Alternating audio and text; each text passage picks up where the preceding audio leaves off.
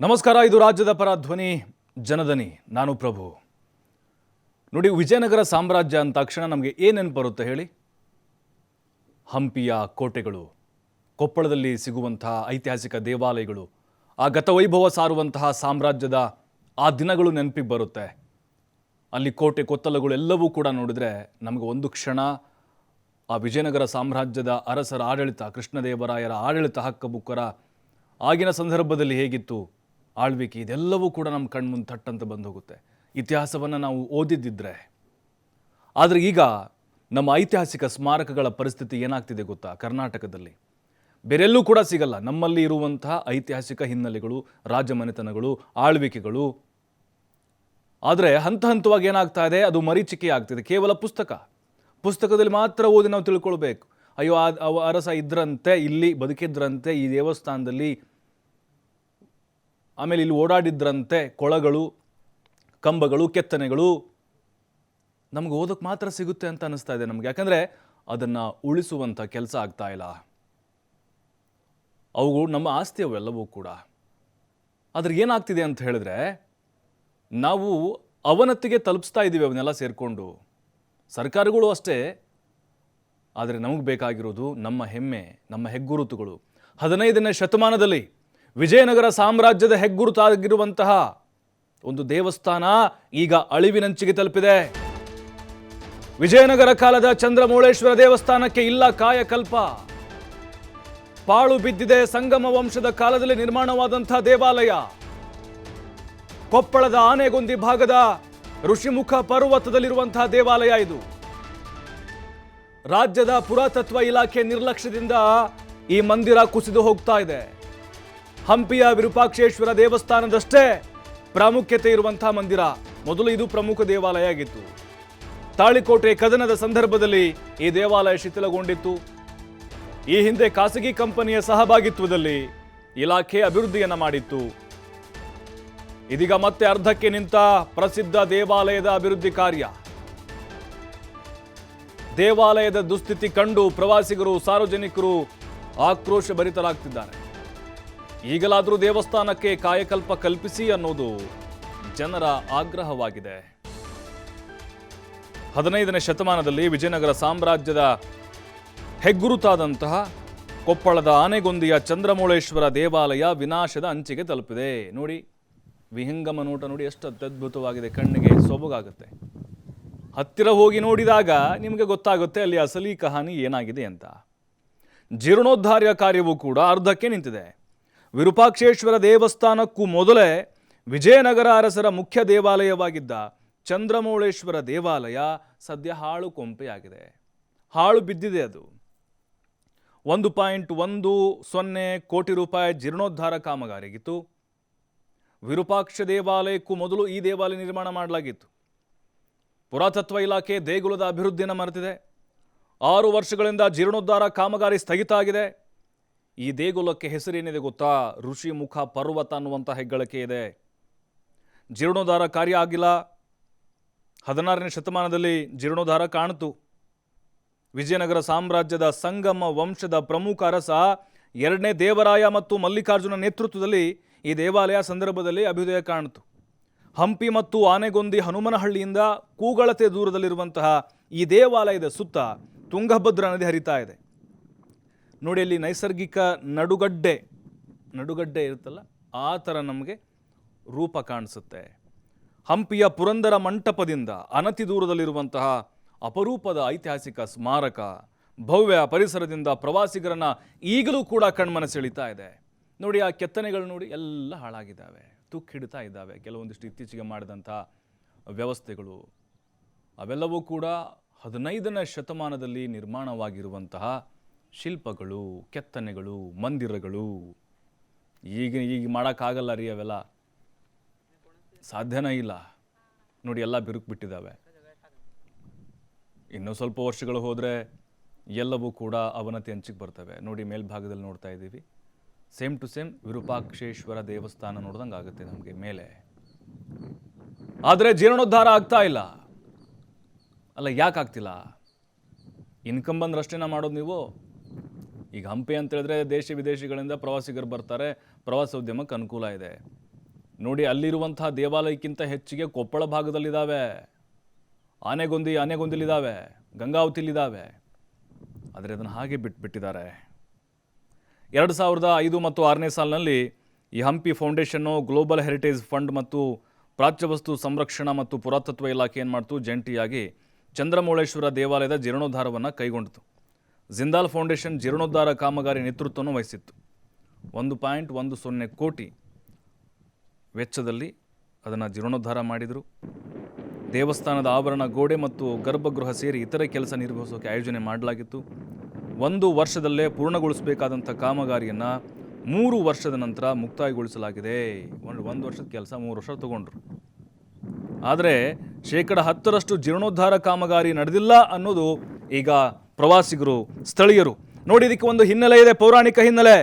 ರಾಮಾಯಣ ಕಾಲಘಟ್ಟದ ಇತಿಹಾಸ ಸಾರುವಂತಹ ಆನೆಗೊಂದಿಯ ಚಂದ್ರಮೌಳೇಶ್ವರ ದೇವಾಲಯ ಋಷಿಮುಖ ಪರ್ವತ ಅನ್ನುವಂಥ ಹೆಗ್ಗಳಿಕೆ ಹೊಂದಿದೆ. 88,000 ಋಷಿ ಮುನಿಗಳು ಇಲ್ಲಿ ತಪಸ್ಸು ಮಾಡ್ತಾ ಇದ್ರಂತೆ. ರಾಮ ಮತ್ತು ಸುಗ್ರೀವ ಈ ಸ್ಥಳದಲ್ಲೇ ಭೇಟಿಯಾಗಿ ರಾವಣನ ವಿರುದ್ಧ ಹೋರಾಟಕ್ಕೆ ವೇದಿಕೆ ನಿರ್ಮಿಸಿದ್ರು ಅನ್ನುವಂಥ ಪ್ರತೀತಿ ಇದೆ ಈ ಸ್ಥಳಕ್ಕೆ.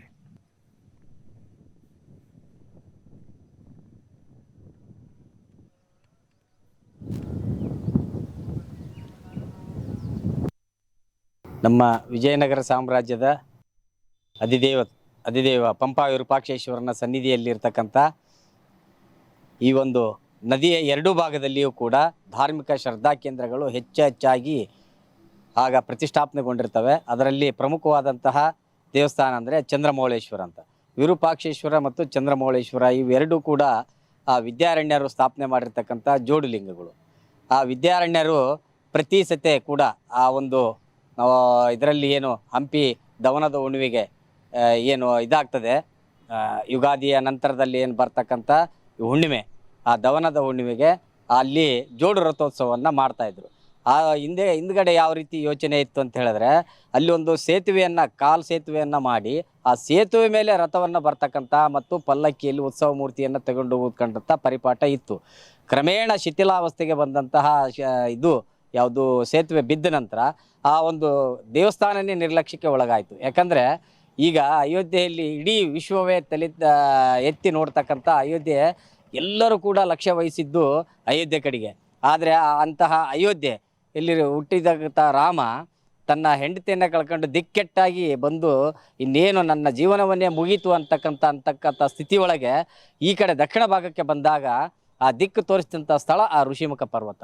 ಅಂದರೆ ಅಲ್ಲಿ ಆಂಜನೇಯ ಭೇಟಿ ಆಗ್ತಾನೆ, ಅವಳ ಸೀತಾದೇವಿಯ ಒಂದು ಆಭರಣಗಳನ್ನು ತೋರಿಸ್ತಾನೆ, ಅಲ್ಲಿ ಕೂತ್ಕೊಂಡು ಯೋಜನೆ ಮಾಡಿ ರಾವಣನ ಗೆಲ್ತಾರೆ ಅಂತಂದೇಳಿ ಆ ಒಂದು ಪ್ರತೀತಿ ಇತ್ತು. ಅಲ್ಲೆಲ್ಲ ಬರೆದು ಹಾಕಿದ್ದಾರೆ ಸಾಕಷ್ಟು ಶಾಸನದಲ್ಲಿ ಅಥವಾ ಅಲ್ಲಿ ಇರ್ತಕ್ಕಂಥ ಒಂದು ಸ್ಥಳ ಐತಿಹ್ಯದಲ್ಲಿ ಬರೆದು ಹಾಕಿದ್ದಾರೆ. ಕೂಡಲೇ ರಾಮಲಿಂಗಾರೆಡ್ಡಿ ಅವರು ಗಮನ ಹರಿಸೋಕ್ಕೂ ನಾವು ಕೂಡ ಹಿಂದೂ ಜಾಗರಣ ವೇದಿಕೆಯಿಂದ ಒತ್ತಾಯ ಮಾಡ್ತಾ ಇದ್ದೀವಿ. ಆ ಒಂದು ಮುಜರಾಯಿ ಇಲಾಖೆಗೆ ಪತ್ರವನ್ನು ಕೂಡ ಬರೆದು ಅವರಿಗೆ ಆಗ್ರಹಿಸ್ತಾ ಇದ್ದೀವಿ. ಕೂಡಲೇ ಚಂದ್ರಮೌಳೇಶ್ವರ ದೇವಸ್ಥಾನವನ್ನು, ಹಂಪಿಯ ವಿರೂಪಾಕ್ಷೇಶ್ವರ ದೇವಸ್ಥಾನ ಯಾವ ರೀತಿ ಅಭಿವೃದ್ಧಿ ಆಗಿದೆಯೋ, ತ್ರಿಕಾಲ ಪೂಜೆ ಯಾವ ರೀತಿ ಆಗ್ತದೋ ಅದೇ ರೀತಿ ಪೂಜೆ ಆಗಬೇಕು. ಆಗ ಮಾತ್ರ ಮತ್ತೆ ಕರ್ನಾಟಕ ಮತ್ತು ವೈಭವೀಕರಣವಾಗಲೋದಕ್ಕೆ ಸಾಧ್ಯ ಅನ್ನುವಂಥ ವಿಚಾರವನ್ನು ಇತ್ತೀಚೆಗೆ ಕಿಷ್ಕಿಂಧ ಅಂಜನಾದ್ರಿ ಪ್ರದೇಶ ಪ್ರವರ್ಧಮಾನಕ್ಕೆ ಬರ್ತಾ ಇದೆ. ಪ್ರತಿನಿತ್ಯವೂ ಸಾವಿರಾರು ಪ್ರವಾಸಿಗರು ಬರ್ತಾ ಇದ್ದಾರೆ. ಈ ಭಾಗದಲ್ಲಿರ್ತಕ್ಕಂತಹ ಪುಣ್ಯ ಸ್ಥಳಗಳು, ಸ್ಮಾರಕಗಳನ್ನು ಸರ್ಕಾರ ಅಭಿವೃದ್ಧಿ ಮಾಡಿ ಅಲ್ಲಿ ಮೂಲಸೌಕರ್ಯ ಕಲ್ಪಿಸೋದು ಅವಶ್ಯ ಆಗಿದೆ. ಅದರಂತೆ ಹನುಮನಹಳ್ಳಿ ಅಂತಕ್ಕಂಥ ಒಂದು ಹಳ್ಳಿ ಇದೆ, ತುಂಗಭದ್ರಾ ತಟದಲ್ಲಿದೆ. ಇದರ ಪಕ್ಕದಲ್ಲೇ ಋಷಿಮುಖ ಪರ್ವತ ಅಂತ ಒಂದು ಪ್ಲೇಸ್ ಇದೆ. ಅದು ಐತಿಹಾಸಿಕ ಸ್ಥಳ. ಹಿಂದೆ ರಾಮಾಯಣದಲ್ಲಿ ಈ ಸ್ಥಳದ ಬಗ್ಗೆ ಉಲ್ಲೇಖ ಮಾಡಿದ್ದಾರೆ. ವಾಲಿ, ಸುಗ್ರೀವ, ದುಂದುಬಿ ಅರಸ ಮತ್ತು ಮತಂಗ ಋಷಿ ಇವೆಲ್ಲ ಪ್ರಸ್ತಾಪ ಬರ್ತವೆ ಆ ಸಂದರ್ಭದಲ್ಲಿ. ಅಲ್ಲಿ ವಿಜಯನಗರ ಕಾಲದಲ್ಲಿ ಅಲ್ಲೊಂದು ಟೆಂಪಲನ್ನು, ಚಂದ್ರಮೌಳೇಶ್ವರ ಟೆಂಪಲ್ ಅಂತಕ್ಕಂಥದ್ದು ಒಂದು ಹಳೆಯ ಸ್ಮಾರಕ ದೇವಸ್ಥಾನ ನಿರ್ಮಾಣ ಆಗಿದೆ. ಪ್ರೌಢದೇವರಾಯ ಕಟ್ಟಿಸ್ತಾನೆ. ತುಂಗಭದ್ರಾ ನದಿಯಿಂದ ಸುಮಾರು ಒಂದು 250ರಿಂದ 300 ಮೀಟರ್ ಎತ್ತರದಲ್ಲಿ ಭದ್ರವಾದ ಬುನಾದಿಯನ್ನು ಹಾಕಿ ಪ್ರೌಢದೇವರಾಯ ಚಂದ್ರಮೌಳೇಶ್ವರ ಟೆಂಪಲ್ ಕಟ್ತಾನೆ. ಹಂಪಿಯಲ್ಲಿ ಹೇಗೆ ವಿರೂಪಾಕ್ಷನ ಗುಡಿಯನ್ನು ಕಟ್ತಾರೋ, ಹಿರೇಜಂತಗಲ್ಲಲ್ಲಿ ಪಂಪಾ ವಿರೂಪಾಕ್ಷನ ಗುಡಿಯನ್ನು ಕಟ್ತಾರೋ, ಅದೇ ಥರನಾಗಿ ಚಂದ್ರಮೌಳೇಶ್ವರ ಗುಡಿ ನಿರ್ಮಾಣ ಆಗಿದೆ. ಈಗ ಅದು ಸಂಪೂರ್ಣವಾಗಿ ಶಿಥಿಲಾವಸ್ಥೆಯಲ್ಲಿದೆ. ಇತ್ತೀಚಿನ ವರ್ಷಗಳಲ್ಲಿ ಅದಕ್ಕೆ ಜೀರ್ಣೋದ್ಧಾರಕ್ಕಾಗಿ ಜಿಂದಾಲ್ ಫೌಂಡೇಶನ್ನವರು ಮತ್ತು ಸರ್ಕಾರ ಒಡಂಬಡಿಕೆ ಆಗಿದ್ದರೂ ಕೂಡ ಅರ್ಧಂಬರ್ಧ ಕಾಮಗಾರಿ ಆಗಿದೆ. ಇದೊಂದು ಐತಿಹಾಸಿಕ ಸ್ಥಳ. ಅನೇಕ ಇತಿಹಾಸಗಳನ್ನು ಈ ಚಂದ್ರಮೌಳೇಶ್ವರ ಟೆಂಪಲ್ನ ನಾವು ಕಾಣಕ್ಕೆ ಸಿಗುತ್ತೆ. ಅಂದರೆ ನೇರವಾಗಿ ಸೂರ್ಯನ ಕಿರಣಗಳು ಲಿಂಗದ ಮೇಲೆ ಬೀಳ್ತಕ್ಕಂಥದ್ದು ಇಲ್ಲಿಯ ಒಂದು ವಾಸ್ತು ಶೈಲಿಯಾಗಿದೆ. ಅದನ್ನು ಎಲ್ಲ ಗುಡಿ ಇಡೀ ಭಾಗದ 3/4% ಈಗಾಗಲೇ ಬಿದ್ದೋಗಿದೆ. ಅದನ್ನು ಅಭಿವೃದ್ಧಿ ಮಾಡೋದು ಭಾಳ ಅವಶ್ಯಕತೆ ಇದೆ. ಯಾಕಂದರೆ ಹಂಪಿ ವಿರೂಪಾಕ್ಷ ಟೆಂಪಲ್ನಷ್ಟೇ ಈ ಮಹತ್ವ ಈ ಟೆಂಪಲ್ಗೂ ಇದೆ. ಈ ಹಿಂದೆ ಹಂಪಿ ಹುಣ್ಣಿಮೆಯ ಸಂದರ್ಭದಲ್ಲಿ ಹಂಪಿ ವಿರೂಪಾಕ್ಷನ ಒಂದು ರಥ ಮತ್ತು ಚಂದ್ರಮೌಳೇಶ್ವರ ರಥ ಇವೆರಡೂ ಏಕಕಾಲಕ್ಕೆ ನಡೀತಾ ಇದ್ವು. ಈಗಲೂ ಸಹ ನೀವು ಚಂದ್ರಮೌಳೇಶ್ವರ ಟೆಂಪಲ್ ಮುಂಭಾಗದ ತುಂಗಭದ್ರಾ ನದಿಯಲ್ಲಿ ಸಾಲು ಕಂಬಗಳನ್ನು ನೋಡ್ತೀವಿ ನಾವು. ಅದು ಈ ಹಿಂದೆ ಬ್ರಿಡ್ಜ್ ಆಗಿತ್ತು ಅಂತ ಹೇಳಿ ಇತಿಹಾಸಕಾರರು ಹೇಳ್ತಾರೆ. ಈ ಬ್ರಿಡ್ಜ್ ಮೇಲೆ ರಥ ಹೋಗ್ತಾ ಇತ್ತು, ಆ ಕಡೆಯಿಂದ ಹಂಪಿಯ ವಿರೂಪಾಕ್ಷನ ರಥ ಬರ್ತಾ ಇತ್ತು ಅಂಥೇಳಿ. ಈಗ ನಾವು ಹಂಪಿಯಲ್ಲಿ ಜೋಡು ರಥ ಮಾಡ್ತೀವಿ ನಾವು. ಆ ಜೋಡು ರಥ ಒಂದು ವಿರೂಪಾಕ್ಷಂದು, ಇನ್ನೊಂದು ಚಂದ್ರಮೌಳೇಶ್ವರ. ಅದರಂತೆ ಇವೆರಡನ್ನು ಮತ್ತೆ ಜೋಡಿಸ್ಬೇಕಾದ್ರೆ ಈ ಚಂದ್ರಮೌಳೇಶ್ವರ ಟೆಂಪಲ್ಲು ಅಭಿವೃದ್ಧಿಯನ್ನು ಮಾಡಬೇಕು. ಮುಖ್ಯವಾಗಿ ಈ ಒಂದು ದೇವಸ್ಥಾನ ಕೇಂದ್ರ ಪುರಾತತ್ವ ASIನಲ್ಲಿ ಅಳವಡಿಕೆ ಆಗಿಲ್ಲ, ಸೇರಿಲ್ಲ. ಆದ್ದರಿಂದ ಅಭಿವೃದ್ಧಿ ಕುಂಠಿತ ಆಗಿದೆ. ಈ ಒಂದು ಚಂದ್ರಮೌಳೇಶ್ವರ ಟೆಂಪಲ್ಲು ರಾಜ್ಯ ಪುರಾತತ್ವ ಇಲಾಖೆಯಲ್ಲಿ ಬರೋದರಿಂದ ನಿರ್ಲಕ್ಷ್ಯಕ್ಕೆ ಸಂಪೂರ್ಣ ಒಳಗಾಗಿದೆ. ಇಲ್ಲಿಯ ಪ್ರವಾಸಿಗರು ಬಂದು ಇಲ್ಲೆಲ್ಲ ನೋಡ್ತಾರೆ. ಜೊತೆಗೆ ಕೆಲವು ಪ್ರವಾಸಿಗರು ಇಲ್ಲಿ ಕುಡಿಯೋದಾಗಲಿ ಮದ್ಯ ಸೇವನೆ ಮಾಡೋದಾಗಲಿ ಮಾಡ್ತಾರೆ. ಇವೆಲ್ಲವನ್ನು ನಿಯಂತ್ರಣ ಮಾಡಬೇಕಂದ್ರೆ ರಾಜ್ಯ ಸರ್ಕಾರ ಪುರಾತತ್ವ ಇಲಾಖೆಯವರು ಒಂದು ವ್ಯವಸ್ಥಿತವಾದಂತಹ ಒಂದು ರಕ್ಷಣಾ ವ್ಯವಸ್ಥೆ ಮಾಡಬೇಕು. ಜೊತೆಗೆ ಈ ದೇವಸ್ಥಾನ ನಿರ್ಮಾಣ ಮಾಡ್ತಕ್ಕಂಥದ್ದು ಅಗತ್ಯವಾಗಿದೆ. ಇತ್ತೀಚೆಗೆ ಹಂಪಿ ಪರಿಸರದ ಅತ್ಯಂತ ಪ್ರಾಚೀನ ಮತ್ತು ಪವಿತ್ರ ಸ್ಥಳಗಳಲ್ಲಿ ಋಷ್ಯಮುಖ ಪರ್ವತವು ಕೂಡ ಒಂದಾಗಿದೆ. ಈ ಋಷ್ಯಮುಖ ಪರ್ವತವು ತುಂಗಭದ್ರಾ ನದಿಯ ಒಂದು ನಡುಗಡ್ಡೆ ಪ್ರದೇಶ. ಅದಕ್ಕೆ ಅದರ ದಕ್ಷಿಣ ಭಾಗವನ್ನು ವಿರೂಪಾಪುರ ಗಡ್ಡೆ ಅಂತ ಕರೀತಾರೆ. ಅದರ ಪೂರ್ವದ ಕೊನೆಯನ್ನ ಋಷ್ಯಮುಖ ಪರ್ವತ ಅಂತ ಹೇಳಿ ಕರೀತಾರೆ. ಈ ಋಷ್ಯಮುಖ ಪರ್ವತ ಅಂತ ಹೇಳಿದ್ರೆ ಋಷ್ಯಶೃಂಗ ಮುನಿಗಳು ಮೂಲತಃ ವಾಸ ಮಾಡಿರ್ತಕ್ಕಂಥ ಅವರ ತಪೋತಾಣವಾಗಿರ್ತಕ್ಕಂಥ ಈ ಸ್ಥಳ ಇದು. ಈ ಋಷ್ಯಮುಖ ಋಷಿಗಳ ನಂತರ ರಾಮಾಯಣದಲ್ಲಿ ಇದರ ಉಲ್ಲೇಖಗಳು ಬರ್ತದೆ. ರಾಮ, ಲಕ್ಷ್ಮಣ, ಹನುಮಂತ ಮತ್ತು ಸುಗ್ರೀವರ ಮಧ್ಯೆ ಸೀತೆಯನ್ನು ಹುಡುಕ್ಲಿಕ್ಕೆ ಬೇಕಾಗಿರ್ತಕ್ಕಂಥ ಕಾರ್ಯ ಯೋಜನೆಯನ್ನು ರೂಪಿಸಿರ್ತಕ್ಕಂಥ ಸ್ಥಳ ಈ ಒಂದು ಋಷ್ಯಮುಖಾಚಲ ಇರತಕ್ಕಂಥ. ಈ ಒಂದು ದೇವಾಲಯವನ್ನು ಪುನರುಜ್ಜೀವನಗೊಳಿಸುವ ಉದ್ದೇಶ ಇಟ್ಕೊಂಡು ಹಿಂದೆ ಜಿಂದಾಲ್ ಕಂಪನಿಯವರು ಅದನ್ನ ಪ್ರಯತ್ನವನ್ನು ಪ್ರಾರಂಭಿಸಿದ್ರು. ಆದರೆ ದುರದೃಷ್ಟವಶಾತ್ ಯಾವ ಕಾರಣದಿಂದ ಆ ಕಾರ್ಯವನ್ನು ನಿಲ್ಲಿಸಲಾಗಿದೆ. ಪ್ರಸ್ತುತ ರಾಜ್ಯ ಪುರಾತತ್ವ ಇಲಾಖೆ ಮತ್ತು ಕೇಂದ್ರ ಪುರಾತತ್ವ ಇಲಾಖೆಯವರು ಆ ದೇವಾಲಯವನ್ನು ಸಂಪೂರ್ಣ ದುರಸ್ತಿಗೊಳಿಸಬೇಕು. ಅದು ಬಹಳ ಮಹತ್ವದ ನೆಲೆಯಾಗಿರ್ತಕ್ಕಂಥ ಅಪೂರ್ವವಾಗಿರ್ತಕ್ಕಂಥ ಒಂದು ದೇವಾಲಯವಾಗಿದೆ. ಬೃಹತ್ ಕಂಬಗಳು, ಗರ್ಭಗೃಹ ಮತ್ತು ಅದರ ಶಿಖರ ಎಲ್ಲವೂ ವೈಶಿಷ್ಟ್ಯಪೂರ್ಣವಾಗಿರ್ತಕ್ಕಂಥ ದೇವಾಲಯ. ಅಂತ ದೇವಾಲಯದ ಸಂರಕ್ಷಣೆ ತುಂಬಾ ಅಗತ್ಯವಾಗಿದೆ. ಹಂಪಿ ಪರಿಸರದ ಅತ್ಯಂತ ಪ್ರಾಚೀನ ಮತ್ತು ಪವಿತ್ರ ಸ್ಥಳಗಳಲ್ಲಿ ಋಷ್ಯಮುಖ ಪರ್ವತವು ಕೂಡ ಒಂದಾಗಿದೆ. ಈ ಋಷ್ಯಮುಖ ಪರ್ವತವು ತುಂಗಭದ್ರಾ ನದಿಯ ಒಂದು ನಡುಗಡ್ಡೆ. ಬ್ರೇಕ್ನ ನಂತರ ಜನದನಿಗೆ ಮತ್ತೆ ಸ್ವಾಗತ. ಈ ಬಗ್ಗೆ ಮಾತನಾಡಲಿಕ್ಕೆ ಪುರಾತತ್ವ ಇಲಾಖೆಯ ಉಪನಿರ್ದೇಶಕರಾಗಿರುವಂತಹ ಆರ್ ತೇಜೇಶ್ವರ ನಮ್ಮ ಜೊತೆ ಸಂಪರ್ಕದಲ್ಲಿದ್ದಾರೆ. ಸರ್ ನಮಸ್ಕಾರ. ಸರ್ ನಮಸ್ತೆ ಸರ್. ಸರ್, ಆನೆಗೊಂದಿಯ ಚಂದ್ರಮೌಳೇಶ್ವರ ದೇವಸ್ಥಾನ ಅವನತಿ ಹಂತಕ್ಕೆ ತಲುಪಿದೆ, ಅಳಿವಿನಂಚಿಗೆ ತಲುಪಿದೆ ಸರ್. ಜೀರ್ಣೋದ್ಧಾರ ಮಾಡುವಂಥ ಪ್ರಯತ್ನಗಳಾಯಿತು, ಆದರೆ ಸ್ಥಗಿತ ಆಯಿತು. ತಮ್ಮ ಗಮನಕ್ಕೆ ಬಂದಿದೆ ಸರ್ ಇದು? ಸರ್ ಈಗ ನನಗೀಗ 2 days ಬ್ಯಾಕ್ ಬಂತು ಸರ್ ಗಮನಕ್ಕೆ. ಈಗ ನಮ್ಮ AWL ಅವ್ರ ಜೊತೆನೂ ಮಾತಾಡಿದ್ದೀನಿ ನಾನು. ಓಕೆ. AWL ಅವರು ನಾವೀಗ ಇನ್ಸ್ಪೆಕ್ಷನ್ ಮಾಡಿಬಿಟ್ಟು ಅದಕ್ಕೊಂದು DPR ರೆಡಿ ಮಾಡಿಸಿ ನಮ್ಮ ಮೇಲಧಿಕಾರಿಗಳ ಗಮನಕ್ಕೆ ಅದನ್ನ ಕಳಿಸ್ಕೊಡ್ತೀವಿ ಸರ್ ಜೀರ್ಣೋದ್ಧಾರ ಮಾಡೋದಕ್ಕೆ. ಸರ್ ಸ್ಪಾಟ್ ವಿಸಿಟ್ ಏನಾದ್ರು ಮಾಡಿದ್ರಾ? ಸ್ಪಾಟ್ ವಿಸಿಟ್ ಮಾಡಿದ್ರಾ ಸರ್? ಈಗ ಜಸ್ಟ್ ಫೋಟೋಸ್ ಎಲ್ಲ ತರ್ಸ್ಕೊಂಡು ನಾನು ಇನ್ 2 days ಅಲ್ಲಿ ಇನ್ಸ್ಪೆಕ್ಷನ್ ಮಾಡ್ತೀನಿ ಸರ್. 2 days ಅಲ್ಲಿ ಇನ್ಸ್ಪೆಕ್ಷನ್ ಮಾಡಿ ಅದನ್ನ ಒಂದು DPR ಮಾಡಿಬಿಟ್ಟು ನಾವು ಇದು ಮಾಡ್ತೀವಿ ಸರ್. ಜೀರ್ಣೋದ್ಧಾರ ಮಾಡಕ್ಕೆ ನಮ್ಮ ಮೇಲಾಧಿಕಾರಿ ಗಮನಕ್ಕೆ ತರ್ತೀನಿ ಸರ್. ಹೌದು ಸರ್. ಸರ್ ಈಗ ನಿಮಗೆ ಇತಿಹಾಸ ಗೊತ್ತಿರಬಹುದು, ವಿಜಯನಗರ ಸಾಮ್ರಾಜ್ಯದಲ್ಲಿ ಸ್ಥಾಪನೆಯಾದಂತಹ ದೇವಾಲಯಗಳು ಅಂತ. ಅಲ್ಲಿ ಹಂಪಿಯಲ್ಲಿ ಸಿಗುವಂತಹ ಪ್ರಾಶಸ್ತ್ಯ ಕೊಪ್ಪಳ ಜಿಲ್ಲೆಯಲ್ಲಿ ಯಾಕೆ ಸಿಗ್ತಾ ಇಲ್ಲ ಸರ್ ಮಹತ್ವ ದೇವಾಲಯಗಳಿಗೆ? ಸರ್ ಅದೇ ಈಗ ನಾವು ಸ್ಟೆಪ್ ವೈಸ್ ಮಾಡ್ತಾ ಇದೀವಿ ಸರ್. ಈಗ ಇಲಾಖೆಯಿಂದ ಮಾಡ್ತೀವಿ ಸರ್ ಖಂಡಿತ. ಈಗ ನಾನು ನೆಕ್ಸ್ಟ್ ವೀಕ್ ಎಲ್ಲ ಈಗ 2 days ಅಲ್ಲಿ ಬರ್ತೀನಿ ಇನ್ಸ್ಪೆಕ್ಷನ್. ಅವು ಏನೇನಿದಾವ ಮ್ಯಾಕ್ಸಿಮಮ್ ನಮ್ಮ AWL ಕಡೆಯಿಂದ ಅದು DPR ಮಾಡಿಸ್ತೀವಿ ಸರ್ ಒಂದೊಂದಾಗಿ. ಸರ್ ಬಟ್ ಇನ್ನೊಂದು ಸರ್, ಅಲ್ಲಿ ಪ್ರವಾಸಿಗರನ್ನು ಕೂಡ ಕೈ ಬೀಸಿ ಕರೀತದೆ ಸರ್ ಪ್ಲೇಸ್ ಅದು. ಬಟ್ ಹೋಗಕ್ ಆಗ್ತಾ ಇಲ್ಲ ಅಷ್ಟೇ ಅದು. ಯಾಕಂದ್ರೆ ಅಳಿವಿನಂಚಿನಿಗೆ ಹೋಗಿರೋದ್ರಿಂದಾಗಿ ಹೋಗಕ್ ಆಗ್ತಾ ಇಲ್ಲ. ಖಂಡಿತ ಪ್ರವಾಸಿಗರು ಬರ್ತಾರೆ ಸರ್, ನೋಡಿ ಪ್ರಯತ್ನ ಮಾಡಿ ಸರ್. ಇಲ್ಲ ಸರ್ ಬರ್ತೀನಿ. 2 days ಅಲ್ಲಿ ಬಂದು ಇನ್ಸ್ಪೆಕ್ಷನ್ ಮಾಡಿ ಆಮೇಲೆ ಟೂರಿಸಂ ಇದೇನು ಡೆವಲಪ್ಮೆಂಟ್ ಆಗ್ಬೋದು ಅದೆಲ್ಲ ನಮ್ಮ ARF ಸರ್ ಗಮನಕ್ಕೆ ತಂದ್ಬಿಟ್ಟು ಅದು ಡೆವಲಪ್ಮೆಂಟ್ ಮಾಡೋಣ ಸರ್ ಖಂಡಿತ. ಸರ್ ಖಂಡಿತ ಸರ್, ನಮ್ಮ ಆಸ್ತಿ ಸರ್. ಖಂಡಿತವಾಗ್ಲೂ ಇತಿಹಾಸ ಪ್ರಸಿದ್ಧವಾದಂಥ ದೇವಾಲಯಗಳು ನಿಮ್ಮೆಲ್ಲರ ಆಸ್ತಿ ಸರ್, ಕಾಪಾಡಬೇಕು. ಮಾಡೋಣ ಸರ್ ಖಂಡಿತ. ಖಂಡಿತ ಮಾಡೋಣ. ಸರ್ ಯಾಕಂದ್ರೆ ಆನೆಗೊಂದಿಲಿ ತಮ್ಗೆ ಗೊತ್ತಿರ್ಬೋದಲ್ಲ ಸರ್, ಕೊಪ್ಪಳ ಜಿಲ್ಲೆಯಲ್ಲಿ ಎಷ್ಟು ಐತಿಹಾಸಿಕ ಪ್ರಸಿದ್ಧ ದೇವಸ್ಥಾನಗಳಿದಾವೆ, ಅದರಲ್ಲೂ ಚಂದ್ರಮೌಳೇಶ್ವರ ದೇವಸ್ಥಾನ ಸರ್. ಈಗ ಹಂಪಿಯ ವಿರೂಪಾಕ್ಷೇಶ್ವರ ದೇವಸ್ಥಾನದ ತರನೇ ಕೂಡ ಇದು ಕೂಡ. ಹಾಂ ಸರ್. ಅದಕ್ಕೋಸ್ಕರ ಸರ್ ತಮ್ಗೆ ಸರ್ ಈಗ ಸರ್ ಇಲ್ಲ ಹೇಳಿ ಸರ್ ಹೇಳಿ. ಸರ್ ಈಗ ಜಿಂದಾಲು ಹಂಪಿ ಫೌಂಡೇಶನ್ ಸಾಕಷ್ಟು ಸಂಸ್ಥೆಗಳು ಕೈ ಜೋಡಿಸ್ತಾ ಇದ್ದೇವೆ ಸರ್, ಸಾಕಷ್ಟು ಧನ ಸಹಾಯವನ್ನು ಮಾಡ್ತಿದ್ದೇವೆ. ತಮ್ಮ ಸಹಕಾರ ಇದ್ರೆ ಖಂಡಿತವಾಗ್ಲೂ ಆಗುತ್ತೆ ಸರ್ ಇದು. ಇಲ್ಲ ಸರ್, ಈಗ ನಾನೀಗ 2 months ಆಯ್ತು ಬಂದು ಎಲ್ಲ ಇನ್ಸ್ಪೆಕ್ಷನ್ ಮಾಡ್ತಾ ಇದ್ದೀನಿ ಸರ್. ಹೌದು ಹೌದು ಹೌದು ಸರ್. ಇನ್ನೊಂದು ಅಲ್ಲಿ ಸರ್ ಅಲ್ಲಿ ಪುಷ್ಪಾಲಂಕಾರದ ಒಂದು ಗೋಡೆ ಇದೆ ಸರ್.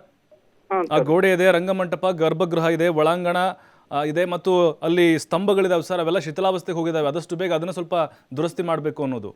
ಖಂಡಿತ ಸರ್, ನಾವು ಬರೋಕ್ಕೆ ಕಾಲ್ ಮಾಡ್ತೀವಿ ಸರ್, ಬನ್ನಿ ಸರ್. ಸರ್ ಖಂಡಿತ ಮತ್ತೆ ನಿಮ್ಗೆ ಕಾಲ್ ಮಾಡ್ತೀವಿ ಸರ್, ನಾವು ಅಪ್ಡೇಟ್ ತೆಗೆದುಕೊಳ್ತೀವಿ ಸರ್. ಇದು ಫಾಲೋ ಅಪ್ ಮಾಡ್ತೀವಿ. ಹಾಗಾದ್ರೆ ನಿಮ್ಮ ಮೇಲೆ ನಂಬಿಕೆ ಇದೆ, ನಿರೀಕ್ಷೆ ಇದೆ ಓಕೆ ಸರ್. ಓಕೆ ಖಂಡಿತ ಸರ್. ಹಾಗಾದ್ರೆ 2 ದಿನದಲ್ಲಿ ಇದು ಪ್ರಯತ್ನ ಶುರುವಾಗುತ್ತೆ ಸರ್, ಆರಂಭ ಆಗುತ್ತಾ? ಆರಂಭ ಆಗುತ್ತೆ sir, 100%. Yes sir. Okay thank you Tejaswar ಅವರೇ ಮಾತಾಡೋದಕ್ಕೆ. ನೋಡಿ, ನಾವು ಆರಂಭದಲ್ಲೇ ಕಾಲ್ ತೊಗೊಂಡ್ಬಿಟ್ವಿ. ಇತಿಹಾಸಕಾರರು, ಸ್ಥಳೀಯರು ಹಂತವಾಗಿ ನಾವು ಮಾತಾಡಿಸ್ತೀವಿ. ನಮಗೆ ಬೇಕಾಗಿರುವಂಥದ್ದು ಇಲ್ಲಿ ಕೆಲಸ ಆಗಬೇಕು. ಅಲ್ಲಿ ಕೆಲಸ ಆಗಬೇಕಾಗಿತ್ತು. ಈಗ ಎರಡು ದಿನ ಅಂತ ಹೇಳಿದ್ದಾರೆ ಅವ್ರ ಗಮನಕ್ಕೂ ಕೂಡ ಈಗ ಬಂದಿದೆ. 2 ದಿನ ಸರ್ ಟೈಮ್ ಕೊಡಿ, ನಾವು ಮತ್ತೆ ನಿಮ್ಗೆ ಫೋನ್ ಮಾಡ್ತೀವಿ, ಜೀರ್ಣೋದ್ಧಾರ ಮಾಡ್ತೀವಿ, ಪ್ರಯತ್ನವನ್ನಾಗುತ್ತೆ. ಪ್ರಯತ್ನ ಅನ್ನೋದಕ್ಕಿಂತ ಕೆಲಸ ಆಗುತ್ತೆ ಅಂತ ಹೇಳಿದ್ದಾರೆ. ರೀಸೆಂಟಾಗಿ ಬಂದಿದ್ದಾರೆ. ಅಧಿಕಾರಿಗಳಿಗೆ ಆರಂಭದಲ್ಲಿ ಮಾಹಿತಿ ಇರೋದಿಲ್ಲ, ನಾವು ಅವ್ರ ಗಮನಕ್ಕೆ ತಂದಿದ್ದೇವೆ. ಹಾಗಾಗಿ ಸಂಗಮ ವಂಶದ ಕಾಲದ ಈ ಐತಿಹಾಸಿಕವಾದಂಥ ಪುರಾತನ ದೇವಾಲಯ, ಅಲ್ಲಿ ಗರ್ಭಗೃಹ ಇದೆ, 4 ದಕ್ಷಿಣ ಭಾರತದ ಶೈಲಿಯ ಆ ಮಂಟಪ ಇದೆ, ಒಳಾಂಗಣ ಇದೆ, ಆ ವಾಸ್ತುಶಿಲ್ಪಗಳಿದ್ದಾವೆ, ಆಮೇಲೆ ಕಬ್ಬಿಣದ ಸಲಾಕೆಗಳಿದ್ದಾವೆ, ಅಲ್ಲಿ ಅಂದರೆ ಸರಳುಗಳಿದ್ದಾವೆ, ಏಣಿಗಳಿದ್ದಾವೆ, ತುಕ್ಕು ಹಿಡಿತಾ ಇದ್ದಾವೆ. ಹಂಪಿ ನೋಡ್ರಿ, ಹಂಪಿ ಎಷ್ಟು ಅಭಿವೃದ್ಧಿ ಆಯ್ತಲ್ವ. ವಿಶ್ವ ಪಾರಂಪರಿಕ ತಾಣಗಳ ಪಟ್ಟಿಯಲ್ಲಿ ಸ್ಥಾನವನ್ನು ಪಡೆದುಕೊಂಡಿದೆ ನಮ್ಮ ಹಂಪಿ. ಅದೇ ಪಕ್ಕದಲ್ಲಿ ಆನೆಗೊಂದಿ, ಕೊಪ್ಪಳ, ಗಂಗಾವತಿ, ಕೃಷ್ಣದೇವರಾಯರ ಆಡಳಿತ, ಅದು ರಾಜಧಾನಿಯಾಗಿದ್ವೆಲ್ಲವೂ ಆನೆಗೊಂದಿ, ಗಂಗಾವತಿ. ರಾಜಧಾನಿ ಅಂದರೆ ಅವರ ಆಡಳಿತಾತ್ಮಕ ಕೇಂದ್ರಗಳಿದ್ವು ಅಲ್ಲಿ.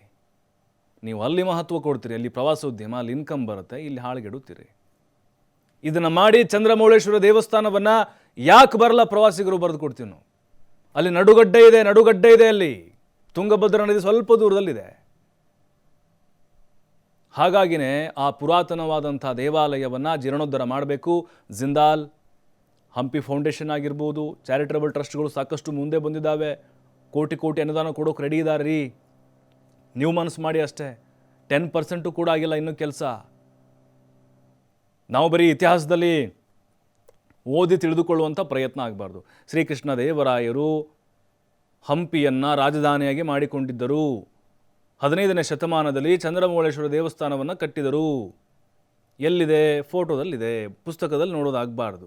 ಆ ಸ್ಥಳಕ್ಕೆ ಹೋಗಿ ನೋಡಿದಾಗ ಅದು ನಮ್ಮ ಕಣ್ಮುಂದೆ ಬರುತ್ತೆ. ನಾವು ಅದನ್ನು ಅನುಭವಿಸ್ಬೋದು. ಅಯ್ಯೋ, ನಮ್ಮ ರಾಜ ಮಹಾರಾಜರು ಹೆಂಗಿದ್ರಪ್ಪ, ನಮ್ಮ ಕರ್ನಾಟಕದಲ್ಲಿ ಈ ರೀತಿ ರಾಜಮನೆತನಗಳಿದ್ವು. ಆ ಇತಿಹಾಸ ನಮಗೆ ಪುಳಕಿತರಾಗ್ತೀವಿ, ರೋಮಾಂಚನ ಆಗುತ್ತೆ ನಮಗೆ. ಹಾಗಾಗಿ ಖಂಡಿತವಾಗಲೂ ಇದೆಲ್ಲವನ್ನು ನಿರ್ಲಕ್ಷ್ಯ ಮಾಡಬಾರ್ದು. ಅವುಗಳನ್ನ ರಕ್ಷಣೆ ಮಾಡುವಂಥ ಕೆಲಸ ಖಂಡಿತವಾಗ್ಲೂ ಆಗುತ್ತೆ. TV5 ಕೂಡ ಅದಕ್ಕೆ ಕೈ ಜೋಡಿಸಿದೆ. ಕೇವಲ ಇದಿಷ್ಟೇ ಅಲ್ಲ, ಆ ಭಾಗದಲ್ಲಿ ಯಾವೆಲ್ಲ ಸ್ಮಾರಕಗಳು ಅಳಿವಿನಂಚಿಗೆ ಹೋಗಿದ್ದಾವೋ ಅವೆಲ್ಲವೂ ಕೂಡ ಈಗ ಮತ್ತೆ ದುರಸ್ತಿ ಆಗಬೇಕು. ಸರ್ಕಾರಕ್ಕೂ ಕೂಡ ನಾವು ಹೇಳ್ತಾ ಇದ್ದೀವಿ. ಮುಜರಾಯಿ ಇಲಾಖೆ ಸಚಿವರು ರಾಮಲಿಂಗಾರೆಡ್ಡಿಯವರು, ಹಾಗೆ ಅಲ್ಲಿನ ಜಿಲ್ಲಾ ಉಸ್ತುವಾರಿ ಸಚಿವರು ಶಿವರಾಜ್ ತಂಗಡಗಿಯವರು, ನೀವು ಕೂಡ ಅದನ್ನು ಗಂಭೀರವಾಗಿ ತೆಗೆದುಕೊಳ್ಳಿ. ಯಾಕಂತ ಹೇಳಿದ್ರೆ ನಾವು ಇದನ್ನು ಕಳ್ಕೊಂಡ್ರೆ ಮತ್ತೆ ಅದನ್ನು ನಿರ್ಮಾಣ ಮಾಡೋಕ್ಕಾಗೋದಿಲ್ಲ. ಎಲ್ಲ ಆರ್ಟಿಫಿಷಿಯಲ್ ಆಗಿಬಿಡುತ್ತೆ. ಇವೆಲ್ಲ ನ್ಯಾಚುರಲ್ ಆಗಿ ಆಗಿನ ನಮ್ಮ ರಾಜ ಮಹಾರಾಜರು ಕಟ್ಟಿಸಿದಂತಹ ದೇವಾಲಯಗಳು. ಅದಕ್ಕೆ ಒಂದೊಂದು ಕಂಬಕ್ಕೂ ಕೂಡ ಒಂದೊಂದು ಇತಿಹಾಸ ಇದೆ. ಈ ಬಗ್ಗೆ ಮಾತಾಡಲಿಕ್ಕೆ ಹಿರಿಯ ಪತ್ರಕರ್ತರು ಹಾಗೆ ಸ್ಥಳೀಯರಾಗಿರುವಂಥ ಕೆ ನಿಂಗಜ್ಜ ಅವರು ಸಂಪರ್ಕದಲ್ಲಿದ್ದಾರೆ. ಸರ್ ನಮಸ್ಕಾರ. ಸರ್ ಯಾಕೋ ವಾಯ್ಸ್ ಬ್ರೇಕ್ ಆಗ್ತಾ ಇದೆ. ಓಕೆ. ನೋಡಿ, 88,000 ಋಷಿಮುನಿಗಳು ಇಲ್ಲಿ ತಪಸ್ಸನ್ನು ಮಾಡಿದ್ರು ಅನ್ನುವಂಥ ಪ್ರತೀತಿ ಇದೆ. ರಾಮ ಸುಗ್ರೀವ ಭೇಟಿಯಾಗಿ ರಾವಣನನ್ನು ವಧೆ ಮಾಡುವಂತಹ ಯೋಜನೆಯನ್ನು ಇದೇ ವೇದಿಕೆಯಲ್ಲಿ, ಅಂದರೆ ಚಂದ್ರಮೌಳೇಶ್ವರನ ಸನ್ನಿಧಾನದಲ್ಲಿ ರೂಪಿಸಿದ್ರು ಅನ್ನುವಂಥ ಪೌರಾಣಿಕ ಕಥೆ ಇದೆ. ಇತಿಹಾಸ ಕೂಡ ಇದಕ್ಕೆ ಅಷ್ಟೇ ಇದೆ. 15ನೇ ಶತಮಾನದಲ್ಲಿ ವಿಜಯನಗರ ಸಾಮ್ರಾಜ್ಯದ ಒಂದು ಪ್ರಸಿದ್ಧವಾದಂಥ ದೇವಾಲಯ ವಿರೂಪಾಕ್ಷೇಶ್ವರ ಇದೆಯಲ್ವ, ಹಂಪಿದು, ಅದಕ್ಕೆ ಸಮಾನವಾಗಿ ಇರುವಂಥ ದೇವಾಲಯ ಆನೆಗೊಂದಿಯ ಚಂದ್ರಮೌಳೇಶ್ವರ ದೇವಸ್ಥಾನ. ಅದನ್ನು ಉಳಿಸಿ ಬೆಳೆಸ್ಕೊಂಡು ಹೋಗಬೇಕಾಗಿದ್ದು ನಿಮ್ಮೆಲ್ಲರ ಕರ್ತವ್ಯ.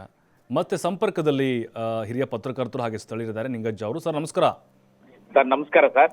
ಸರ್, ಈಗ ಹಂಪಿಯಲ್ಲಿ ವಿರೂಪಾಕ್ಷೇಶ್ವರ ದೇವಾಲಯ ಎಷ್ಟು ಪ್ರಾಮುಖ್ಯತೆ ಪಡೆದುಕೊಂಡಿದೆಯೋ, ಎಷ್ಟು ಇತಿಹಾಸ ಹೊಂದಿದೆಯೋ, ವಿಜಯನಗರ ಸಾಮ್ರಾಜ್ಯದ ಕಾಲದಿಂದಲೂ ಕೂಡ ಅದೇ ಸರಿಸಮಾನವಾಗಿ ಚಂದ್ರಮೌಳೇಶ್ವರ ದೇವಸ್ಥಾನ ಕೂಡ ಒಂದು, ಅದು ಜೀರ್ಣೋದ್ಧಾರ ಆಗುತ್ತೆ, ಅದು ಅಲ್ಲಿ ವಿಶ್ವ ಪಾರಂಪರಿಕ ಒಂದು ಪಟ್ಟಿಗೆ ಸೇರುತ್ತೆ. ಚಂದ್ರಮೌಳೇಶ್ವರ ದೇವಸ್ಥಾನ ಅವನತಿಗೆ ಹಂತಿಗೆ ಹೋಗಿದೆ. ಯಾಕೆ ಹೋಗಿದೆ ಸರ್?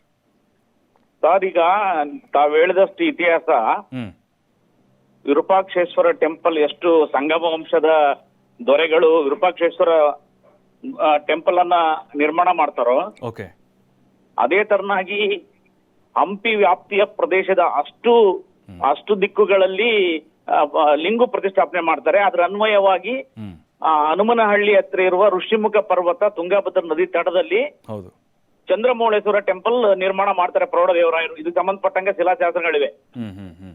ನಂತರದಲ್ಲಿ ಒಂದು ಪ್ರವಾಹ ಬಂದ್ಬಿಟ್ಟು ಚಂದ್ರಮೌಳೇಶ್ವರ ಮುಂದಿರ್ತಕ್ಕಂಥ ಒಂದು ಬ್ರಿಡ್ಜು ಅದು ನಾಶ ಆಗಿ ಹೋಗುತ್ತೆ. ಅಲ್ಲಿಂದ ಚಂದ್ರಮೌಳೇಶ್ವರ ರಥ ಹಂಪಿಯ ಬೀದಿಯಲ್ಲೇ ಉಳಿಯುತ್ತೆ. ಹಂಪಿಯಲ್ಲಿ ಈಗಲೂ ಸಹ 2 ರಥ ಎಳಿತಾರೆ, ಒಂದು ಚಂದ್ರಮೌಳೇಶ್ವರ, ಇನ್ನೊಂದು ಪಂಪ ವಿರೂಪಾಕ್ಷೇಶ್ವರ. ಇನ್ನೂ ವಿಶೇಷ ಏನಂದ್ರೆ, ಚಂದ್ರಮೌಳೇಶ್ವರ ಟೆಂಪಲ್ ಹಾಳಾದ ನಂತರ ರಾಜ್ಯ ಸರ್ಕಾರದವರಾಗ್ಲಿ ಕೇಂದ್ರ ಸರ್ಕಾರದವ್ರು ಅದ್ರ ಬಗ್ಗೆ ಚಕಾರ ಶಬ್ದ ಇತ್ತಲ್ಲ ಮಾತಾಡೋ ಸ್ಥಳೀಯರು ಎಷ್ಟೋ ಸರಿ ಮನವಿ ಮಾಡ್ಕೊಂಡ್ರು, ಅದ್ರ ಬಗ್ಗೆ ಯಾರು ಸಹ ಕ್ರಮ ಕೈಗೊಂಡಿಲ್ಲ ಮತ್ತು ಜೀರ್ಣೋದ್ಧಾರ ಮಾಡಿಲ್ಲ. 2006ರಲ್ಲಿ ಕೇಂದ್ರ ಸರ್ಕಾರ, ರಾಜ್ಯ ಸರ್ಕಾರ ಮತ್ತು ಜಿಂದಾಲ್ ಫ್ಯಾಕ್ಟರಿ ಕಾರ್ಖಾನೆ ಇದೆಯಲ್ಲ, ಇವರು ಸಂಯುಕ್ತ ಆಶ್ರಯದಲ್ಲಿ ಇಂತಿಷ್ಟು ಅಮೌಂಟ್ ಸಾಮಾಜಿಕ ಕಳಕಳಿಯ ಅನುದಾನದಲ್ಲಿ ಫಂಡ್ ಅಂತಾರಲ್ಲ, ಈ ಫ್ಯಾಕ್ಟರಿಗಳೆಲ್ಲ ಖರ್ಚು ಮಾಡ್ತವೆ, CRF ಫಂಡ್ ಅಂತಾರೆ. ಆ ಫಂಡ್ ನಲ್ಲಿ ಚಂದ್ರಮೌಳೇಶ್ವರ ಟೆಂಪಲ್ ಜೀರ್ಣೋದ್ಧಾರ ಮಾಡ್ತಾರೆ. ಅದು ಅರ್ಧಂಬರ್ಧ ಆಗುತ್ತೆ. ಇನ್ನೊಂದು ಮಹತ್ವದ ವಿಶೇಷ ಏನಂದ್ರೆ, ಹಂಪಿಲಿರ್ತಕ್ಕಂಥ ಎಲ್ಲಾ ಸ್ಮಾರಕಗಳು ಕೇಂದ್ರ ಪ್ರಾಚ್ಯವಸ್ತು ಇಲಾಖೆ ASI ವ್ಯಾಪ್ತಿಗೆ ಬರ್ತವೆ. ಚಂದ್ರಮೌಳೇಶ್ವರ ಟೆಂಪಲ್ ರಾಜ್ಯ ಪುರಾತತ್ವ ಇಲಾಖೆ ವ್ಯಾಪ್ತಿಗೆ ಬರುತ್ತೆ. ಹಂಗಾಗ್ಬಿಟ್ಟು ಇದಕ್ಕೆ ನಿರ್ಲಕ್ಷ್ಯ ಕಾಳಜಿ ವ್ಯಾಪಕವಾಗಿದೆ. ರಾಜ್ಯ ಸರ್ಕಾರ ಏನು ನಿರ್ಮಾಣ ಮಾಡಿಲ್ಲ, ಪುನರ್ ನಿರ್ಮಾಣ ಮಾಡಬೇಕು. ಮಾಡುವ ಮೂಲಕ ನಮ್ಮ ಇತಿಹಾಸವನ್ನ ಮುಂದಿನ ಪೀಳಿಗೆಗೆ ಕೊಂಡೊಯ್ತಕ್ಕಂಥ ಕೆಲಸ ನಿಮ್ಮೆಲ್ಲರದಾಗಿದೆ. ಜೊತೆಗೆ ಸರ್ಕಾರ ಮಾಡ್ಬೇಕು ಅದನ್ನ. ನಿಜ ಸರ್. ಇನ್ನೊಂದು ಆತಂಕ ಈಗ ನಮ್ಮ ರಾಜ ಮಹಾರಾಜರ ಆಳ್ವಿಕೆಗಳು, ಇತಿಹಾಸ ನಾವು ಪುಸ್ತಕಗಳು ಓದ್ತಾ ಇರ್ತೀವಿ, ಚಂದ್ರಮೌಳೇಶ್ವರ ದೇವಸ್ಥಾನದ ಬಗ್ಗೆ ಓದಿದ್ವಿ. ಅಲ್ಲಿ ಹೋಗಿ ನೋಡಿದಾಗ ನಮಗೆ ಅದೊಂದು ರೀತಿ ಅನುಭವ ಆಗುತ್ತೆ, ನಾವು ಸ್ವತಃ ಇಲ್ಲೇ ಇದ್ದೀವಿ ಅನ್ನುವಂಥ ಒಂದು ಭಾವನೆ ಬರುತ್ತೆ. ಇವೆಲ್ಲ ನಶಿಸಿ ಹೋದ್ರೆ ಖಂಡಿತವಾಗ್ಲೂ ಮುಂದಿನ ಪೀಳಿಗೆಗೆ ಬರೀ ಪುಸ್ತಕಕ್ಕೆ ಮಾತ್ರ ಸೀಮಿತ ಅಂತನಾ? ಎಸ್, ನಿಮ್ಮ ಮಾತು 100ಕ್ಕೆ 100 ಸತ್ಯ. ಮುಂದಿನ ಪೀಳಿಗೆಗೆ ನಾವೇನಾದ್ರೂ ಇತಿಹಾಸವನ್ನು ಕೊಂಡೊಯ್ಬೇಕಾದ್ರೆ ಈಗಿರ್ತಕ್ಕಂಥ ಸ್ಮಾರಕಗಳನ್ನ ಜೀರ್ಣೋದ್ಧಾರ ಮಾಡ್ಬೇಕು, ಮೂಲ ಸ್ವರೂಪಕ್ಕೆ ಧಕ್ಕೆ ಆಗದಂತೆ. ಕರೆಕ್ಟ್. ಜೊತೆಗೆ ನಾವು ಅಯೋಧ್ಯೆಯಲ್ಲಿ ರಾಮ ಮಂದಿರವನ್ನು 22ನೇ ತಾರೀಕು ಲೋಕಾರ್ಪಣೆ ಆಗ್ತಾ ಇದೆ. ಜೊತೆಗೆ ಈ ಋಷಿಮುಖ ಪರ್ವತದ ಇತಿಹಾಸ ಏನಂದ್ರೆ, ಋಷಿಮುಖ ಪರ್ವತದಲ್ಲಿ ಮತಂಗ ಋಷಿ ತಪಸ್ ಮಾಡಿದ ಜಾಗ ಇದೆ ಚಂದ್ರಮೌಳೇಶ್ವರ ಪಕ್ಕದ ಬೆಟ್ಟದಲ್ಲಿ. ವಾಲಿ ಸುಗ್ರೀವರ ರಾಜಧಾನಿ ಈ ಕಿಷ್ಕಿಂದೆ. ವಾಲಿಗೆ ಹೆದರಿಕೊಂಡು ಸುಗ್ರೀವ ಬಂದು ಇದೇ ಋಷಿಮುಖ ಪರ್ವತದಲ್ಲಿ ಆಶ್ರಯ ಪಡ್ಕೊಂಡಿದ್ದ. ಅದು ಸಹ ಚಂದ್ರಮೌಳೇಶ್ವರ ಟೆಂಪಲ್ ಪಕ್ಕದ ಇರ್ತಕ್ಕಂಥ ಬೆಟ್ಟದಲ್ಲಿ. ಈಗಲೂ ಇಲ್ಲಿ ವಾಲಿ ಸುಗ್ರೀವರ ದೇವಸ್ಥಾನಗಳಿವೆ. ಆಂಜನೇಯನಿಗೆ ಪ್ರಥಮವಾಗಿ ಶ್ರೀರಾಮ ಲಕ್ಷ್ಮಣರು ಇಲ್ಲೇ ಅವ್ರಿಗೆ ದರ್ಶನ ಕೊಟ್ಟಿದ್ದು. ಶ್ರೀರಾಮನಿಗೆ ಕಷ್ಟ ಕಾಲದಲ್ಲಿ ಇಲ್ಲಿ ಬಂದಾಗ ಆತನಿಗೆ ವಾಪಸ್ ಜಯವನ್ನ ಕೊಟ್ಟಿರ್ತಕ್ಕಂಥ ಪ್ರದೇಶ ಇದು. ಈ ನಿಟ್ಟಿನಲ್ಲಿ ರಾಜ್ಯ ಸರ್ಕಾರ ಚಂದ್ರಮೌಳೇಶ್ವರ ಟೆಂಪಲ್ ಜೀರ್ಣೋದ್ಧಾರ ಮಾಡ್ಬೇಕು. ಅದನ್ನ ಮಾಡುವ ಮೂಲಕ ಪ್ರವಾಸೋದ್ಯಮ ಮತ್ತು ಪವಿತ್ರ ಸ್ಥಾನಗಳ ಮಹತ್ವವನ್ನು ಎತ್ತಿ ಹಿಡಿಬೇಕಾಗುತ್ತೆ. ಸರ್, ಇನ್ನೊಂದು TV5 ಕೂಡ ನಿರಂತರವಾಗಿ ಜನಧನಿ ಕಾರ್ಯಕ್ರಮಗಳ ಮೂಲಕ ಈ ರೀತಿ ಒಂದು ಅಭಿಯಾನ ಶುರು ಮಾಡ್ತಿದೆ ಸರ್. ನಮ್ಮ ಸಹಕಾರ ನಿಮ್ಮಂತ ಜೊತೆ ಯಾವಾಗಲೂ ಕೂಡ ಇರುತ್ತೆ ಸರ್. ಅದನ್ನ ಒಂದು ಪರಿಹಾರ ಮಾಡೋಣ ಸರ್. ಆಗ್ಲಿ, ನಿಮ್ಮ TV5 ಜನಧನಿ ಮೂಲಕ ಹಲವಾರು ವಿಷಯಗಳನ್ನ ಇಲ್ಲೇ ಹಿರೇಬೆಣಕಲ್ ಮೌರ್ಯರ ಬೆಟ್ಟ ಆಗಿರ್ಬೋದು, ಐತಿಹಾಸಿಕ ಸ್ಥಳ ವಿಶ್ವಂಬರ ಪರೇಡ್ ಸೇರಿಸಬೇಕಂತ ಒಂದು ಅಭಿಯಾನ ಮಾಡಿದ್ರಿ. ಒಳ್ಳೆ ಸಂದೇಶ ಕೊಟ್ರಿ, ಸರ್ಕಾರಕ್ಕೆ ಶಿಫಾರಸು ಮಾಡಿದ್ರಿ. ಜೊತೆಗೆ ಇವತ್ತು ಐತಿಹಾಸಿಕ ಚಂದ್ರಮೌಳೇಶ್ವರ ಟೆಂಪಲ್ ಸುಮಾರು 15ನೇ ಶತಮಾನದ್ದು ಅಲ್ಲ 13ನೇ ಶತಮಾನ ಪ್ರೌಢದೇವರಾಯ ನಿರ್ಮಾಣ ಮಾಡ್ತಾನೆ. ಸಂಗಮ ವಂಶದ ಪ್ರೌಢದೇವರಾಯ. ಅದನ್ನ ಜೀರ್ಣೋದ್ಧಾರ ಮಾಡುವ ಮೂಲಕ ಏನು ಅಭಿಯಾನ ಶುರು ಮಾಡಿದ್ರಲ್ಲ, ಬಹಳ ಅತ್ಯುತ್ತಮವಾದಂತ ಕೆಲಸ TV5 ಮಾಡ್ತಾ ಇದೆ ಈ ನಾಡಿನಲ್ಲಿ. ಓಕೆ, ಥ್ಯಾಂಕ್ ಯು ಸರ್ ಮಾತನಾಡಿದ್ದಕ್ಕೆ. ಹಿಂದೂ ಜಾಗರಣಾ ವೇದಿಕೆಯ ಪ್ರಾಂತ ಸಂಚಾಲಕರಾಗಿರುವಂತಹ ನೀಲಕಂಠಪ್ಪ ನಾಗಶೆಟ್ಟಿ ಅವರಿದ್ದಾರೆ. ಸರ್ ನಮಸ್ಕಾರ. ಸರ್, ನನಗೆ ಸಮಯ ಅಭಾವ ಇದೆ, ಸ್ವಲ್ಪ ಬೇಗ ಮುಗಿಸ್ಬಿಡ್ತೀನಿ ಸರ್. ಕೊನೆ ಹಂತಕ್ಕೆ ಬಂದಿದ್ದೀವಿ ಸರ್. ನಾವು ಇದನ್ನ ಜೀರ್ಣೋದ್ಧಾರ ಮಾಡುವಂತ ಒಂದು ಪ್ರಯತ್ನ ಸರ್ ನಮ್ಮ ಕಡೆಯಿಂದ ಆಗ್ತಾ ಇದೆ. ನಾವು ಪುರಾತತ್ವ ಇಲಾಖೆ ಅಧಿಕಾರಿಗಳ ಗಮನಕ್ಕೆ ತಂದಿದ್ದೇವೆ. ಮುಂದಿನ ಒಂದು ಪರಿಹಾರ ವಿಚಾರದ ಬಗ್ಗೆ ತಿಳಿಸ್ಕೊಡಿ ಸರ್. ಅದೇ ಈಗ ಏನಿಲ್ಲ, ಮೊದಲಿಗೆ ನಾನು ನಿಮ್ಗೆ ಏನಂದ್ರೆ ಪುರಾತತ್ವ ಇಲಾಖೆಗೆ ಇದ್ರೊಳಗೆ ಪ್ರಾಚ್ಯ ವಸ್ತು ಇದಕ್ಕೆ ಇಲಾಖೆಗೆ ಬರ್ತದೆ ಅದು ಓಕೆ ಓಕೆ ಆ ದೇವಸ್ಥಾನ. ಇಂತಹ ಪುರಾತನ ದೇವಸ್ಥಾನಗಳ ಬಗ್ಗೆ ನೀವು TV5 ನವರು ಗಮನ ಹರಿಸಿದ್ದಕ್ಕೆ ನಮ್ಮೆಲ್ಲರ ಪರವಾಗಿ Yes, ಈ ಕಿಷ್ಕಿಂದೆ ಜನತೆ ಪರವಾಗಿ ನಿಮಗೆ ಮೊದಲಿಗೆ ಧನ್ಯವಾದ ಅರ್ಪಿಸಕ್ಕೆ ಇಷ್ಟಪಡ್ತೀನಿ. Thank you sir. ಈಗ ಏನಾಗಿದೆ ಅಂತ ಹೇಳಿದ್ರೆ ಚಂದ್ರಮೌಳೇಶ್ವರ ದೇವಸ್ಥಾನ ಮತ್ತು ವಿರೂಪಾಕ್ಷೇಶ್ವರ ದೇವಸ್ಥಾನ ಎರಡು ಕೂಡ ಅವಿನಾಭಾವ ಸಂಬಂಧ. ನದಿ ಈಚೆ ಈ ಕಡೆ ಇದೆ, ನದಿ ಆಚೆ ಆ ಕಡೆ ವಿರೂಪಾಕ್ಷೇಶ್ವರ ದೇವಸ್ಥಾನ ಇದೆ. ದವನದ ಬಳಿಗೆ ಬರ್ತಕ್ಕಂತ ಹಂಪಿ ಜಾತ್ರೆಯಲ್ಲಿ ಪ್ರತಿ ಜಾತ್ರೆಯಲ್ಲೂ ಕೂಡ ಎರಡು ಜೋಡು ರಥೋತ್ಸವ ಆಗ್ತದೆ. ಅದರಲ್ಲಿ ಒಂದು ಚಂದ್ರಮೌಳೇಶ್ವರ ದೇವಸ್ಥಾನದ ಇದು. ಈಗಲೂ ಕೂಡ ನೀವು ಗಂಗಾಧರೇಶ್ವರ ದೇವಸ್ಥಾನ ಅಂತ ಅಷ್ಟೇ ಹೇಳ್ತೀರಿ, ಸೂರ್ಯರಶ್ಮಿ ಮಕರ ಸಂಕ್ರಾಂತಿ ಬರುತ್ತು. ಆ ಪುರಾತತ್ವ ಇಲಾಖೆಯವರಿಗೆ ಕೇಳಿದ್ರೆ ಅದರಲ್ಲಿ ಮಾಹಿತಿ ಇದೆ, ಸ್ಥಳದ ಐತಿಹ್ಯದಲ್ಲೂ ಕೂಡ ಬರೆದಿದ್ದಾರೆ. ಚಂದ್ರಮೌಳೇಶ್ವರನಿಗೆ ಪ್ರತಿ ಮಕರ ಸಂಕ್ರಾಂತಿಗೊಮ್ಮೆ ಆ ಸೂರ್ಯ ತನ್ನ ಆರತಿಯನ್ನ ಬೆಳಗ್ಗೆ ಹೋಗ್ತಿದ್ದ, ಕಿರಣಗಳ ಮೂಲಕ ಸ್ಪರ್ಶ ಆಗ್ತಿತ್ತು ಲಿಂಗಕ್ಕೆ ಅಂತ ಐತಿಹ್ಯ ಇದೆ, ಸ್ಥಳ ಐತಿಹ್ಯ. ಹಾಗಾಗಿ ಅಲ್ಲಿ ಒಂದು ಬ್ರಿಡ್ಜ್ ಕೂಡ ಇತ್ತು. ನೀವು ನಮ್ಮ ಸಂಶೋಧಕರಾಗಿರ್ತಕ್ಕಂಥ ಶರಣಬಸಪ್ಪ ಕೋಲ್ಕಾರ್ ಅವರಿಗೆ ಕೇಳಿದ್ರೆ ಹೇಳ್ತಾರೆ ಮೋಸ್ಟ್ಲಿ. ಆ ಬ್ರಿಡ್ಜ್ ಕೂಡ ಇತ್ತು. ಆ ಬ್ರಿಡ್ಜಿನ ಮೇಲೆ ಆ ಪಲ್ಲಕ್ಕಿಯಲ್ಲಿ ಚಂದ್ರಮೌಳೇಶ್ವರನ ರಥವನ್ನ ಇದನ್ನ ಮೂರ್ತಿಯನ್ನು ಉತ್ಸವ ಮೂರ್ತಿಯನ್ನ ತೆಗೆದುಕೊಂಡು ಹೋಗಿ ರಥದಲ್ಲಿ ಕೂಳಿಸಿ ರಥ ಎಳಿತಿದ್ರು ಅನ್ನುವಂತ ಸ್ಥಿತಿ ಇದೆ. ಆದ್ರೆ ನಾವು ಈ ಹಿಂದೂ ಜಾಗರಣ ವೇದಿಕೆಯಿಂದ ಕಳೆದ ಇದ್ರೂ ಕೂಡ ಏನು ಸುಮಾರು ವರ್ಷಗಳ ಕೂಡ ನಾವು ಅದನ್ನ ಪ್ರಯತ್ನ ಮಾಡ್ತಾ ಇದ್ವಿ ಜೀರ್ಣೋದ್ಧಾರಕ್ಕೆ. ಖಾಸಗಿ ಸಹಭಾಗಿತ್ವದಲ್ಲಿ ಒಂದು ದೇವಸ್ಥಾನವನ್ನ ಅರ್ಧಂಬರ್ಧ ಜೀರ್ಣೋದ್ಧಾರ ಮಾಡುವಂತ ನಮಗೆ ತೇಪೆ ಹೊರಸಂತ ಕೆಲಸ ಇಲಾಖೆಯಿಂದ ಆಯ್ತು. ಇಲಾಖೆ ದಿವ್ಯ ನಿರ್ಲಕ್ಷ್ಯ ಇದು.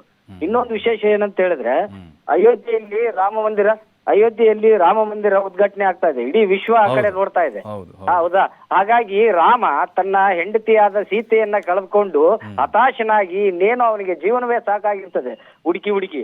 ಅಂತಹ ಹತಾಶ ಮನೋಭಾವದಿಂದ ಕಿಷ್ಕಿಂದೆ ಕಾಲಿಟ್ಟ ತಕ್ಷಣ ಅವನಿಗೆ ದಿಕ್ಕು ಸಿಗ್ತದೆ. ನಿಜ ನಿಜ ನಿಜ. ಎಸ್ ಸರ್, ಖಂಡಿತ TV5 ಕಡೆಯಿಂದ ಪ್ರಯತ್ನ ಇರುತ್ತೆ ಸರ್. ನಿಮ್ ಜೊತೆ ನಾವು ಯಾವತ್ತೂ ಕೂಡ ಇರ್ತೀವಿ. Thank you sir ಮಾತಾಡಿದ್ದಕ್ಕೆ.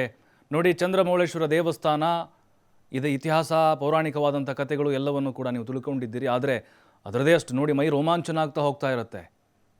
ಇತಿಹಾಸ ಓಕೆ, ಆದರೆ ನಮಗೆ ಕೆಲಸ ಆಗಬೇಕು. ಆದಷ್ಟು ಬೇಗ ಪುರಾತತ್ವ ಇಲಾಖೆಯವರು ನಮಗೆ ಭರವಸೆ ಕೊಟ್ಟಿದ್ದಾರೆ. ನಾವು 2-3 ದಿನದಲ್ಲಿ ಕಾದು ನೋಡ್ತೀವಿ. ನೀವು ಒಂದೇ ವಾರದಲ್ಲಿ ಆಗುತ್ತೆ ಅಂತ ಹೇಳೋಕ್ಕಾಗಲ್ಲ. ಟೈಮ್ ತೊಗೊಳ್ಳಿ, 1 ವಾರ 6 ತಿಂಗಳ ತಗೊಳ್ಳಿ. ಹೇಗೆ ಆ ದೇವಸ್ಥಾನ ಇತ್ತಲ್ವ, ಇತಿಹಾಸ ನಮ್ಮ ಕಣ್ಮುಂದೆ ಬರಬೇಕು. ಅದನ್ನು ನೋಡಿದಾಗ ಅದು ಮತ್ತಷ್ಟು ಪ್ರವಾಸಿಗರನ್ನ, ಇತಿಹಾಸಕಾರರನ್ನ, ಆಸಕ್ತರನ್ನ ಕೈ ಬೀಸಿ ಕರಿಬೇಕು. ಪ್ರವಾಸೋದ್ಯಮಕ್ಕೂ ಕೂಡ ಅದು ಅನುಕೂಲ ಆಗಲಿ ಅನ್ನುವಂಥ ಆಶಯ ನಮ್ಮದಾಗಿದೆ. ಕಾದು ನೋಡ್ತೀವಿ ಈ ಐತಿಹಾಸಿಕವಾದಂಥ ಒಂದು ದೇವಾಲಯ ಯಾವ ರೂಪವನ್ನು ಪಡೆದುಕೊಳ್ಳುತ್ತೆ ಮುಂದಿನ ದಿನಗಳಲ್ಲಿ ಅಂತ. ಇದೇ ಹೊತ್ತಿನ ಜನದಿಂದ ನೋಡ್ತಾರೆ TV5 ವಾಸ್ತವದ ಪ್ರತಿರೂಪ.